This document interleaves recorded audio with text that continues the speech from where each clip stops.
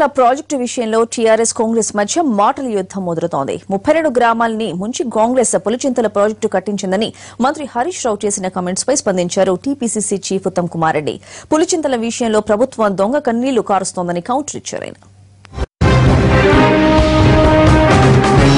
ఉత్తమ్ కుమార్ రెడ్డి గారు ఆ రోజుల్లో తన సొంత నియోజకవర్గం హుజూర్ నగర్ నియోజకవర్గంలో దాదాపు 32 గ్రామాలను భూములను ప్రజలను ముంపుకు గురి చేసి 14,000 ఎకరాలను ముంచి 45 టీఎంసీల పులిచింతల ప్రాజెక్టును దగ్గరుండి ఆనాటి ఆంధ్ర ముఖ్యమంత్రుల మెప్పు కోసం కట్టించారు.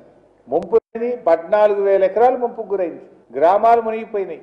ఒక్క ఎకరా కూడా తెలంగాణకు బారదు. మళ్ళీ ఇదే కాంగ్రెస్ నాయకులు అతి తక్కువ ముంపుతో కరువు ప్రాంతమైనటువంటి నల్లగొండ, మెదకు, నిజామాబాదు, కరీంనగర్లోని కరువు ప్రాంతాలకు సాగునీరు అందించే మల్లన్న సాగర్ ప్రాజెక్టు కట్టుకుందామంటే మాత్రం దాన్ని తీవ్రంగా వ్యతిరేకిస్తారు. సముద్రంలో కలిసే గోదావరి నీళ్లను తెలంగాణలోని ఉత్తర తెలంగాణలోని 6 జిల్లాలకు నీళ్లు ఇచ్చే విధంగా కట్టుకుందామంటే దాని మీద కోర్టుల్లో కేసులు వేస్తారు. తప్పుడు సంతకాలతో హైకోర్టును సైతం తప్పుదోవ పట్టించే ప్రయత్నం చేస్తారు. ఇది మీ ద్వంద్వ వైఖరికి నిదర్శనం కాదా అని నేను అడుగుతా ఉన్నా.